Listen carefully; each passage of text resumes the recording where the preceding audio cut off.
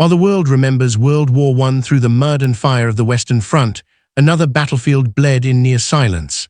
Far to the east, stretching from the frozen forests of Poland to the Carpathian Mountains, a vast and brutal war unfolded beyond the focus of history. This was the Eastern Front, a place where empires clashed across immense distances and where death often came not with artillery, but with cold. By the winter of 1915, Europe was already drowning in blood. Verdun had not yet carved its name into legend, yet on the Eastern Front, entire armies were being swallowed by snow, hunger, and chaos. Soldiers fought in landscapes without roads, without shelter, and often without hope.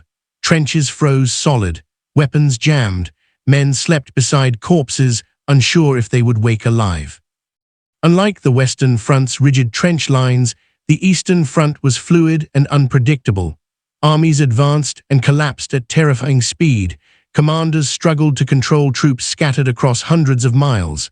Supply lines failed, medical care vanished, and as temperatures plunged, survival became as dangerous as combat itself. This front did not produce a single iconic battlefield like Verdun. Instead, it produced something far worse, a continuous grinding catastrophe.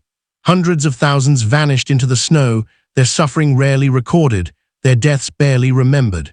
As winter tightened its grip in 1915, the Eastern Front became a killing ground where nature, neglect, and warfare fused into one relentless force. The question remains, in this frozen hell, did the war become even bloodier than Verdun? On the Eastern Front, winter was not merely a season, it was a weapon. As 1915 descended into ice and darkness, temperatures plunged far below freezing, turning the battlefield into a slow-motion execution ground. Snowstorms erased roads, swallowed trenches, and cut armies off from their own supply lines. Men froze before they ever saw the enemy. Most soldiers were never prepared for this kind of war. Boots split open, uniforms stiffened into boards of ice. Frostbite crept silently through fingers, toes, and faces, forcing men to choose between amputation or death. Rifles jammed as metal contracted in the cold. Artillery shells misfired. Even the simple act of breathing burned the lungs like fire. Food became a memory. Supply wagons vanished in blizzards or sank into frozen mud. Soldiers survived on frozen bread, raw grain, or nothing at all. Hunger weakened bodies already broken by exhaustion, while disease spread rapidly through overcrowded, unheated positions. Typhus and pneumonia claimed lives as efficiently as bullets. The landscape itself turned hostile. Forests became death traps. Mountain passes buried entire units beneath avalanches. At night, temperatures dropped so low that wounded men froze solid before medics could reach them. Cries for help faded into silence beneath falling snow. In these conditions, command lost meaning. Orders arrived too late or not at all. Units dissolved into scattered groups struggling only to stay alive. Winter stripped away strategy, heroism, and illusion, reducing war to its rawest truth. Survival against an enemy that could not be fought, negotiated with, or escaped. On the Eastern Front in 1915, winter did not pause the war. It intensified it and killed without mercy. By the winter of 1915, the Eastern Front had become a graveyard for empires. The Russian Empire, vast but poorly supplied, faced the combined pressure of German precision and Austro-Hungarian desperation. What followed were massive offensives launched into snow and ice, driven more by fear of collapse than by clear strategy. Russian forces, stretched across enormous distances, were ordered to attack again and again. Entire regiments advanced through knee-deep snow into machine gun fire, their movements slow and exposed. Artillery support was often absent. Ammunition ran out. Rifles were shared between men, while others charged with nothing but bayonets. Casualties mounted at a scale that defied comprehension. The Austro-Hungarian army fared no better. Poorly trained, divided by language and loyalty, its soldiers were sent into the Carpathian Mountains in desperate attempts to relieve besieged fortresses. Thousands vanished in blizzards. Others froze to death while holding mountain passes that held little strategic value. German units, better equipped but not immune to the cold, watched as allied armies disintegrated under winter's pressure.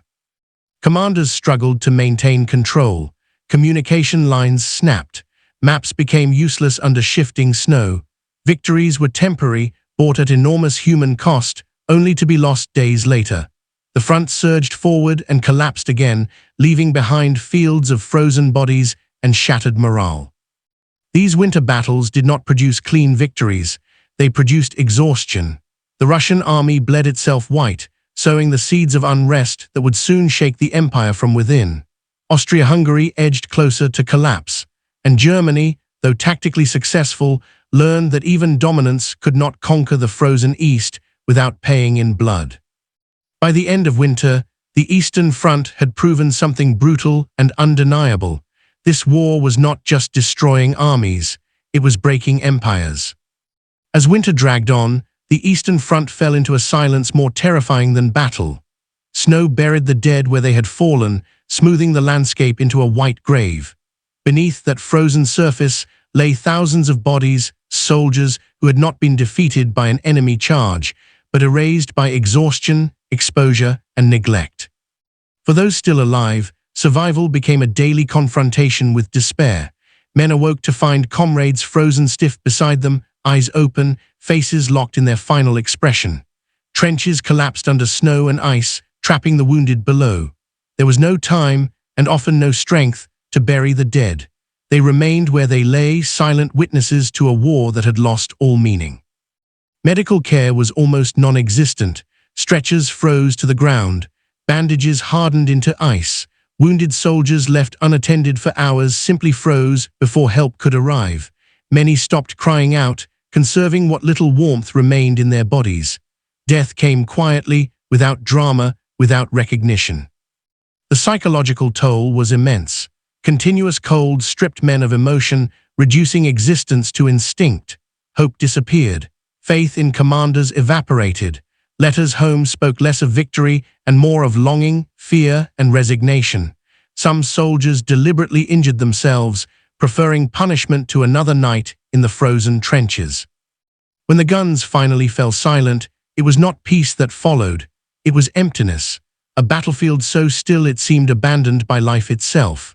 Snow continued to fall, covering the scars of battle, erasing evidence of suffering, and ensuring that many of these deaths would never be remembered by name. This was the hidden cost of the Eastern Front in 1915, not just blood spilled in combat, but lives extinguished in silence. Verdun became a symbol. Its name alone evokes endless artillery fire, shattered landscapes, and industrial-scale slaughter. Nearly 1 million casualties etched into history, remembered, studied, and commemorated.